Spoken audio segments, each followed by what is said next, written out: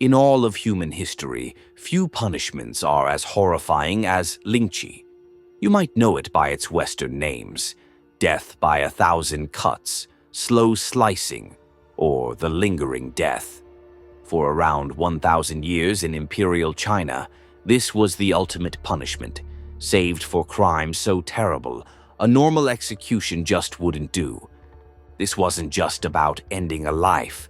It was a public performance meant to destroy a person in 3 terrifying ways: physically, psychologically, and spiritually. The whole point wasn't just to kill, but to make the process of dying as long and painful as possible, to humiliate the person in public, and finally, to completely wipe out their soul from existence. We're going to dive into the dark history of this practice, how it was done, and the absolute terror it represented.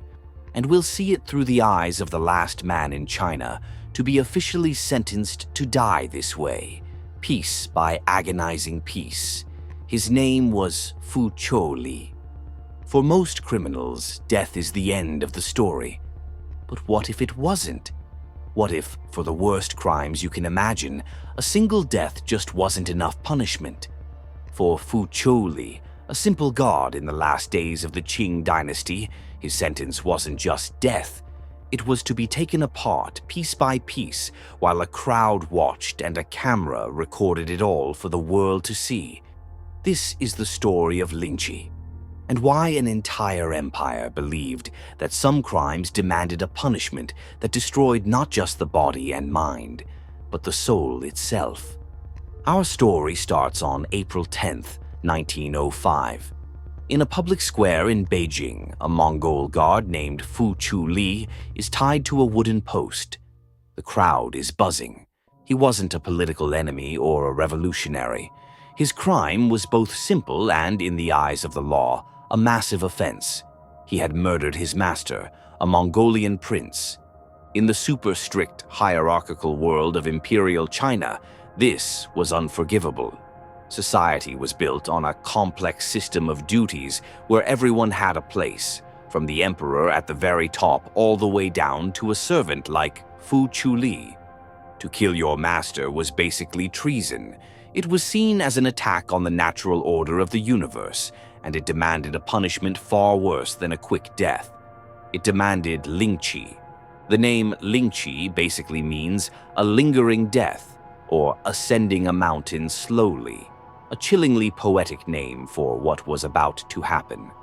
The practice first showed up in law books around the 10th century and was used for about 1,000 years. It was always rare, saved for a list of crimes called the 10 Abominations, acts so evil they were thought to threaten the stability of heaven and earth.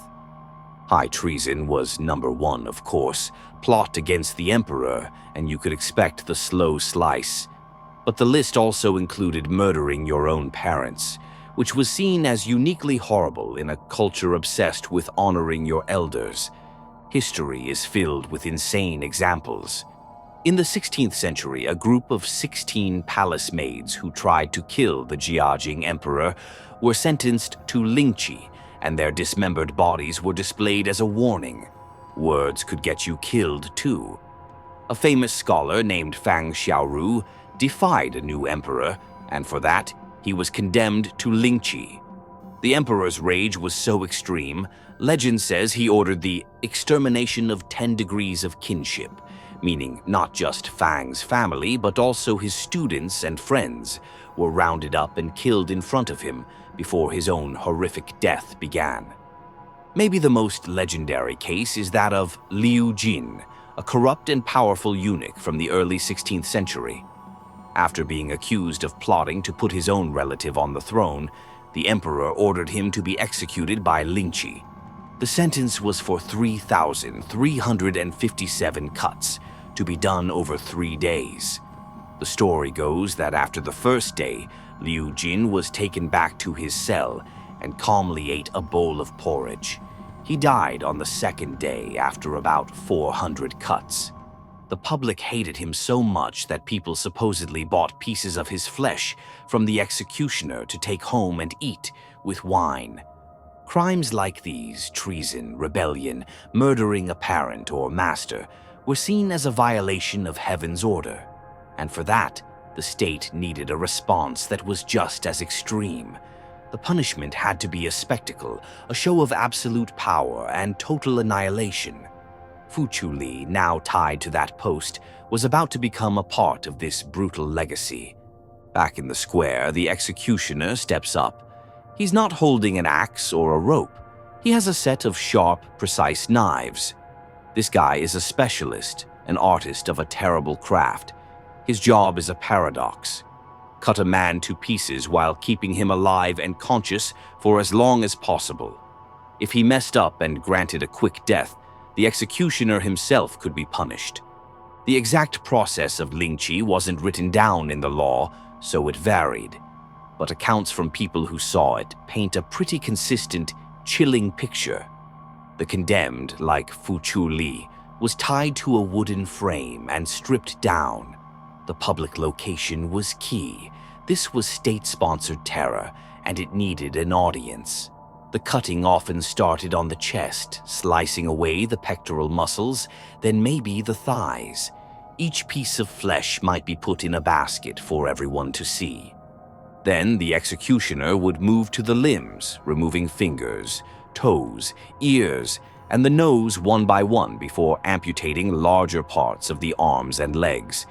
Throughout all this, assistants might give the victim opium. This was a double-edged sword.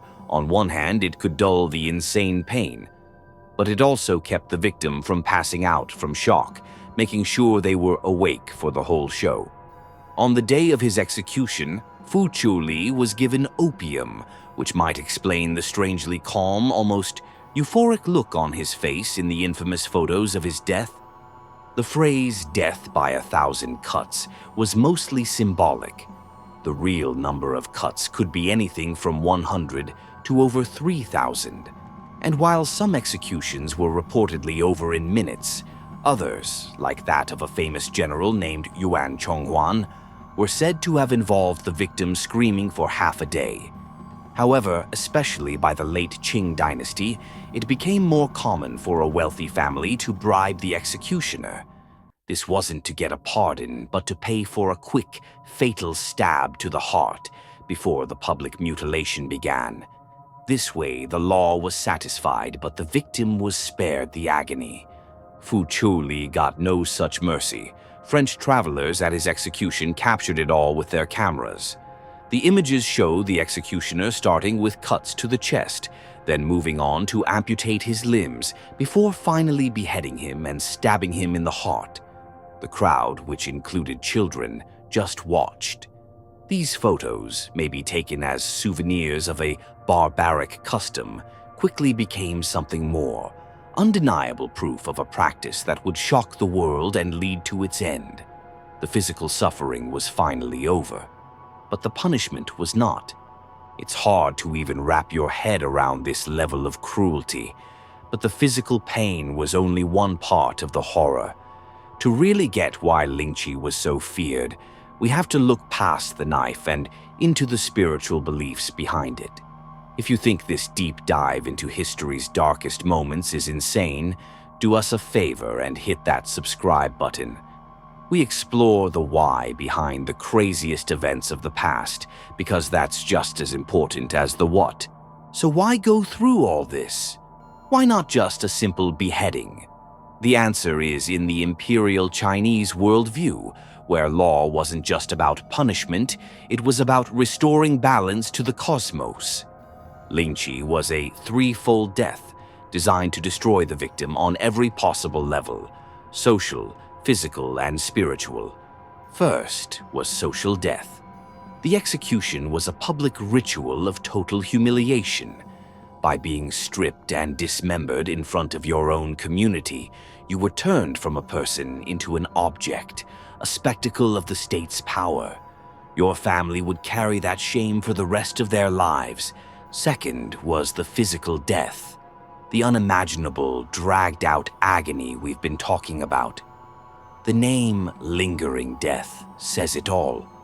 The state was showing it had power over every single second of your life, right up to the very end. The pain was the message, written in blood for everyone to see. But the third level, spiritual death, is where it gets truly terrifying. This is tied to the Confucian idea of xiao, or filial piety. A famous text, the classic of filial piety, says, "One's body, limbs, hair, and skin are received from one's parents. One should not let it be damaged. Your body wasn't yours. It was a sacred gift from your ancestors.